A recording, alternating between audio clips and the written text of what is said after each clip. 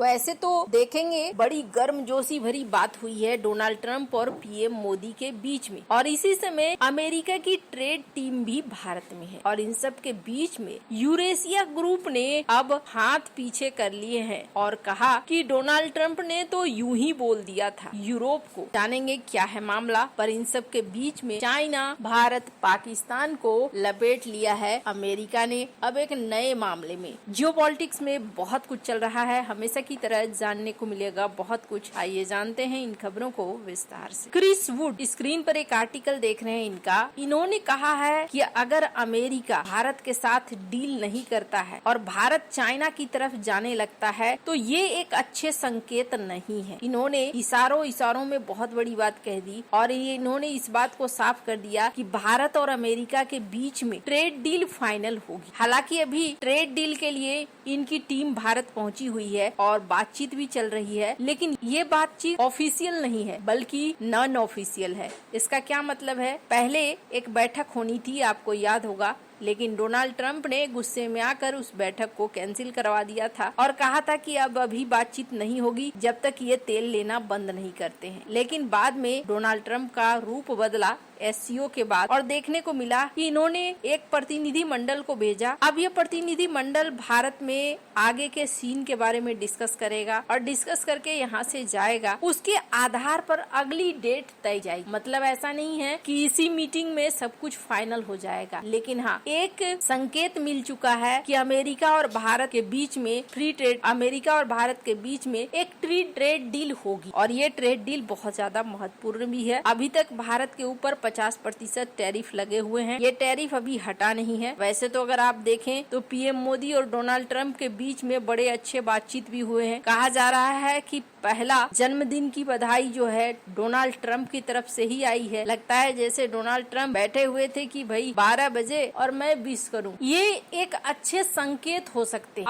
और बहुत सारे लोग सवाल करते हैं कि अच्छा उसका क्या? डोनाल्ड ट्रंप ने तो यूरोप को भी कह दिया कि आप टैरिफ लगा दो भारत के ऊपर। तो यहाँ यूरेशिया ग्रुप ने एक बड़ी बात कही है। यूरेशिया ग्रुप का कहना है कि डोनाल्ड ट्रंप के हर बात को बहुत ज्यादा सीरियसली लेने की जरूरत नहीं है। डोनाल्ड ट्रंप कई बार ना राजनीतिक फायदे के लिए भी बहुत तरह की बातें करते हैं और उसके बाद उनका मेन मकसद वो नहीं रहता है। उन्होंने एक पॉलिटिकल कमेंट किया था, न कि डिमांड किया था। इन्होंने यूरेशिया ग्रुप का कहना है कि सिर्फ वो बातों से समझाना चाह रहे थे यूरोपीय यूनियन को कि आप भी लगा दो। हालांकि ऐसा लग नहीं रहा है। यूरेशिया ग्रुप भले इस वक्त ऐसा कह रहा हो, ऐसा कहने के पीछे कारण ये है कि अमेरिका के मांग के बावजूद न तो G7 देशों ने, न नाटो देशों ने और न ही यूरोपीय यूनियन ने भारत के ऊपर टैरिफ लगाने की बात को हामी भरी। हालांकि यूरेशिया ग्रुप ये बात भी कहता है कि ऐसा संभव नहीं है। अगर ऐसा होता और लगाया जाता टैरिफ तो फिर समझ लीजिए कि पूरा ग्लोबल सप्लाई चेन ही प्रभावित हो जाता, जो बिल्कुल भी ठीक नहीं था। खैर, अब सच ये है कि डोनाल्ड ट्रंप की मांग फिलहाल के लिए यूरोपीय यूनियन ने भी नहीं मानी है, G7 ने भी नहीं मानी है और नाटो ने भी नहीं मानी है। इसलिए उम्मीद जताया जा रहा है कि जल्द ही यहाँ पर एक समझौता होगा। वैसे अगर व्यापार को छोड़ दे तो भारत और अमेरिका के बीच में जो मिलिट्री के रिश्ते हैं उनमें किसी तरह की कोई भी गिरावट देखने को नहीं मिली है। स्क्रीन पर एक आर्टिकल देख सकते हैं ब्लूमबर्ग का। वो भी इस बात को कहते हैं कि हाँ, भारत और अमेरिका के बीच में मिलिट्री के रिश्तों में किसी तरह की कोई गिरावट देखने को नहीं मिली है। हालांकि ट्रंप की बात जहाँ तक है तो ट्रंप को कई बार देखा गया है बहुत ही बड़बोलेपन में बहुत बड़ी बड़ी बातें कह देते हैं और फिर देखने को मिलता है कि मामला वापस लिया जाता है। लेकिन एक समस्या है जिस समस्या से ट्रंप बुरी तरीके से फंसे हुए हैं और वो समस्या क्या है? वो समस्या है अमेरिका के अंदर फेंटानिल या ड्रग्स की जो तस्करी हो रही है। आजकल ना युद्ध का तरीका जो है एकदम सीधे सीधे युद्ध करने का नहीं है। अगर किसी देश को बर्बाद करना है तो कई अलग अलग फॉर्मूले हैं और ये फॉर्मूले कहीं और से नहीं बल्कि फ्रांस और ब्रिटेन से ही निकल कर आए हैं। अब मैं ऐसा क्यों कह रही हूँ? चाइना का अफीम वार ये बहुत ही ज्यादा प्रसिद्ध है। स्क्रीन पर जो ये तस्वीर देख रहे हैं ये उस समय भारत के अंदर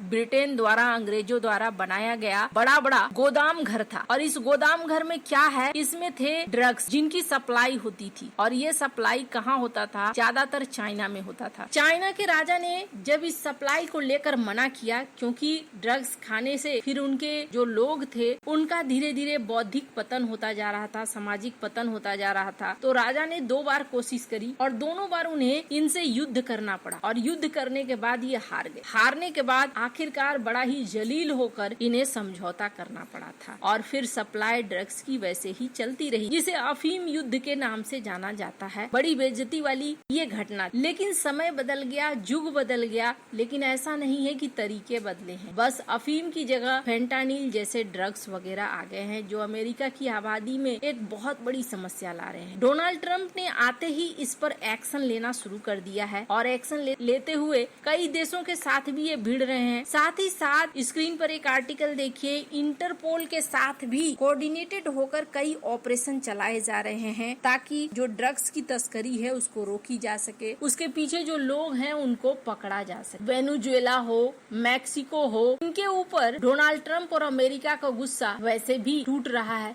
स्क्रीन पर एक आर्टिकल देखिए, अमेरिका ने दूसरे वेनेजुएला के ड्रग बोट पर हमला किया। हालांकि वेनेजुएला कहता है कि ऐसी बात नहीं है, ये हमारे मानव हैं, ये हमारे देश के आम नागरिक हैं, लेकिन अमेरिका का कहना है कि नहीं, ये देश के आम नागरिक नहीं है, बल्कि ये जो ड्रग्स, ये जो बोट थे, ये जो नाव थे, ये ड्रग्स लेकर जा रहे थे। और सबसे बड़ी चीज ये है, अगर आप देखेंगे जिस तरीके से तबाही मचा रहा है अमेरिका वेनेजुएला के अंदर, और बात यहाँ तक हो गई है कि कल को युद्ध हो सकता है, ये सीन दिखलाता है कि इस मामले में अमेरिका बहुत ही ज्यादा सीरियस है। और इसी चीज को लेकर अब अमेरिका ने कुछ देशों की पहचान करी है, जिन देशों में निर्माण होता है और जिन देशों के रास्ते से ये अमेरिका और अलग अलग जगहों पर पहुंच रहा है। और एक नाम तो था जाना पहचाना, जिसको लेकर उम्मीद थी कि इसका नाम आएगा ही, और वो था चाइना। लेकिन चाइना के साथ साथ भारत और पाकिस्तान को भी ट्रांजिट रूट माना गया है। यानी इसका क्या मतलब है? इसका मतलब ये है कि कहीं पर इन चीजों का उत्पादन हो रहा है, चाहे वो चाइना हो या कोई और देश हो, ऐसे रसायनों का उत्पादन हो रहा है और ये रसायन फिर कई रास्तों से होते हुए, भारत वगैरह से भी होते हुए अमेरिका और कई अन्य देशों को जा रहे हैं। भारत ने सहयोग करना शुरू कर दिया है, क्योंकि भारत खुद भी इस समस्या को हटाना चाह रहा है। वहीं चाइना ने कहा है कि ये फालतू की बातें हैं जो आप सुना रहे हो, पर ऐसा लगता है जैसे अब इन मामलों में भी एक्शन खड़ा होगा अमेरिका का। वैसे आपको क्या लगता है इन सब मामले में? आप क्या राय है कमेंट कर जरूर बताएं। जल्द मिलते हैं अगली वीडियो में नई खबर के साथ।